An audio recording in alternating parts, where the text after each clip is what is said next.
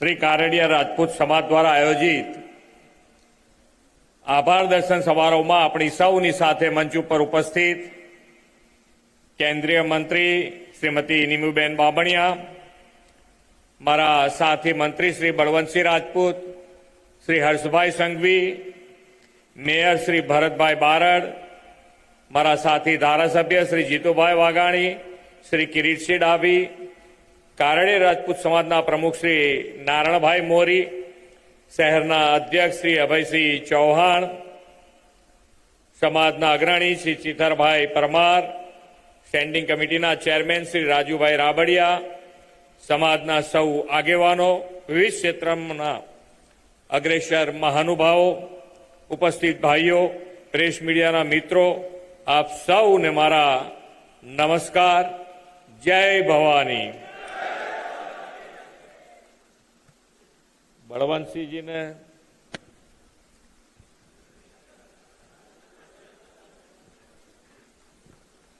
बापूनो रणकार bypass पछी भी एवो ने एवो रह्यो छे। हर्षभाई कहे छे एना करता वधी गयो छे।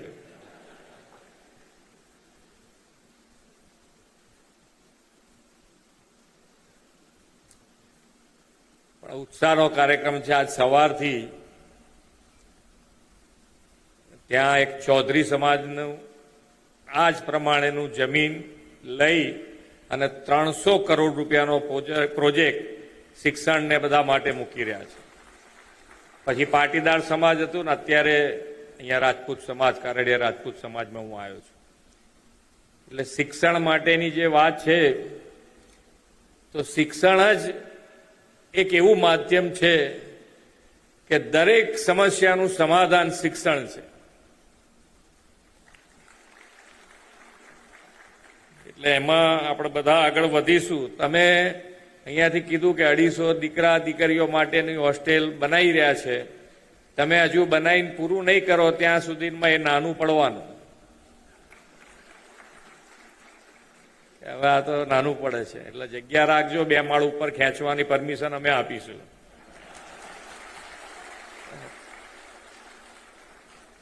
કારણ કે આ તો દાડો જાય એમ જમીન તો વધવાની નહીં ને, કિંમત જ વધવાની ને। એટલે આપણે કિંમતમાં ધ્યાન રાખીને 2 માળ ઉપર ગમે તારે ખેંચવા હોય પણ પરમિશન લઈને ખેંચજો, બસ એટલું રાખજો। નહીતર કે હવે ખેંચી પાડો ને સમાજનું છે ને કોણ તોડવાનું છે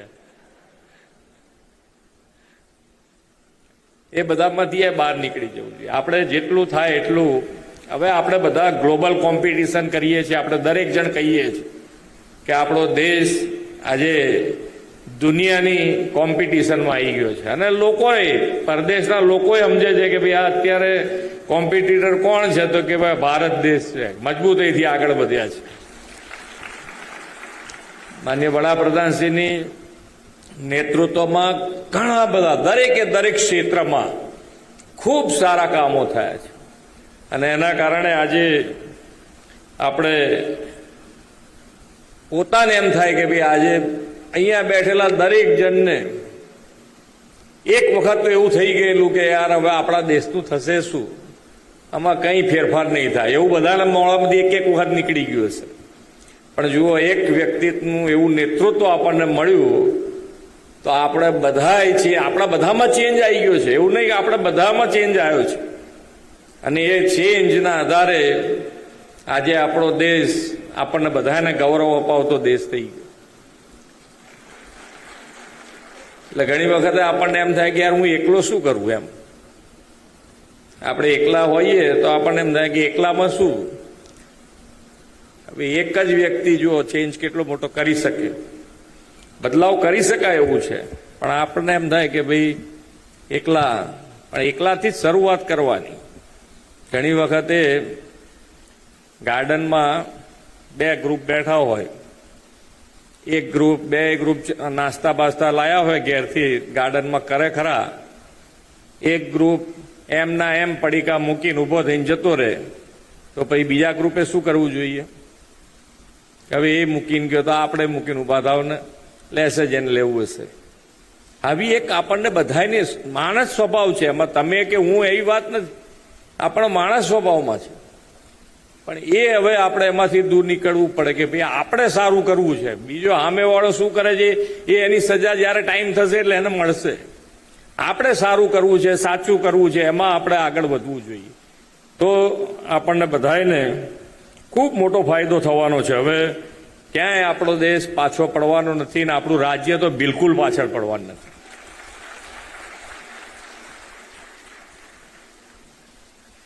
વિશ્વ નેતા અને યશસ્વી વડાપ્રધાન શ્રી નરેન્દ્રભાઈ મોદીએ વસુદેવ કુટુંબકમ, સૌ એક પરિવાર એવો મંત્ર આપ્યો છે.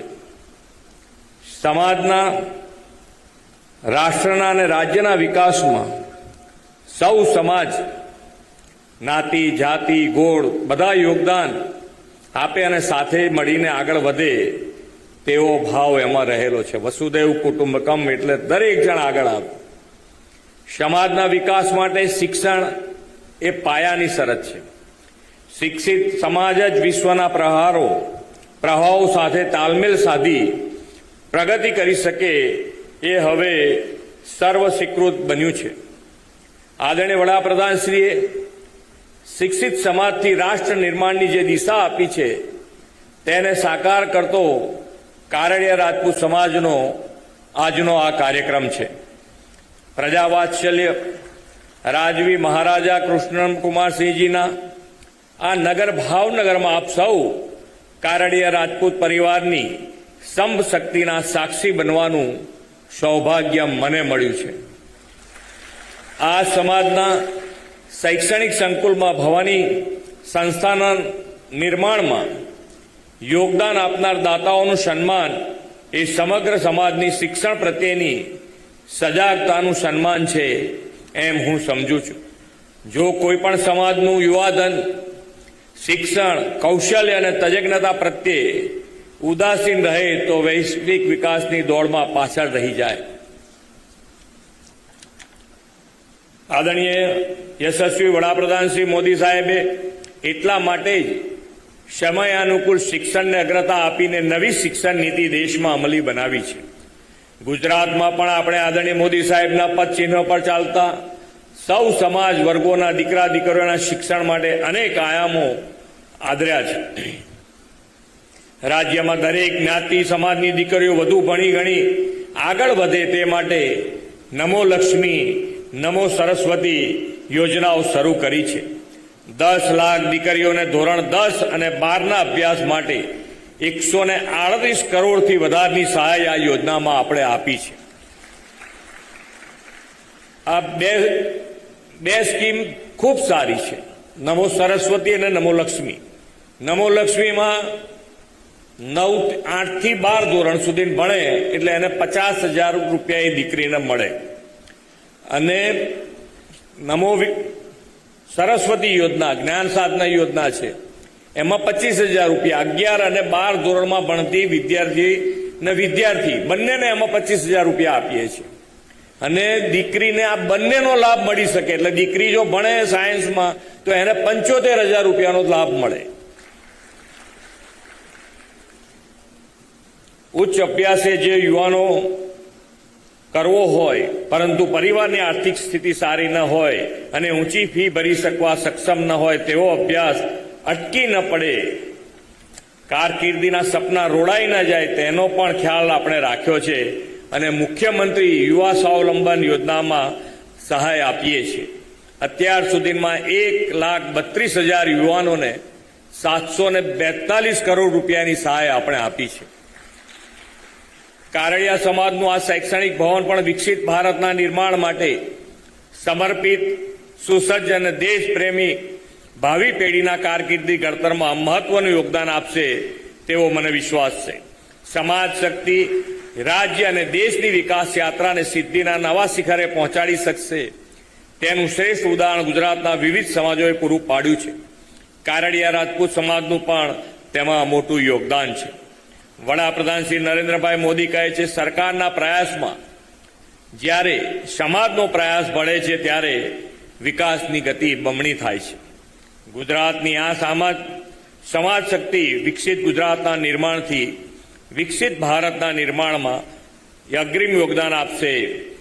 રાજપૂત કારડિયા સમાજના આગેવાનો, મા ભવાની સંસ્થા અને શૈક્ષણિક સંકુલના નિર્માણ સાથે જોડાયેલા સૌ મિત્રોને સમાજ સેવાના તેમના ઉમદા કાર્ય બદલ અભિનંદન પાઠવીને વિરમું છું. ભારત માતા કી જય. વંદે માતરમ. જય જય ગરવી ગુજરાત.